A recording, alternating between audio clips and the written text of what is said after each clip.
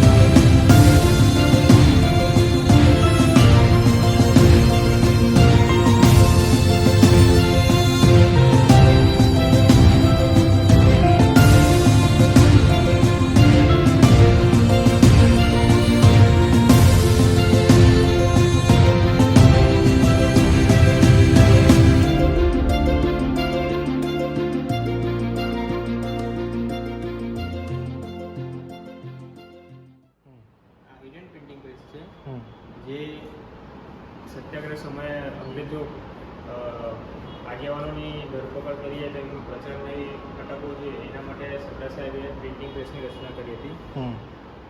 ને એ printing press એવું હતું કે કોઈકને ખબર નહીં પડે કે આની અંદર શું ચાલી રહ્યું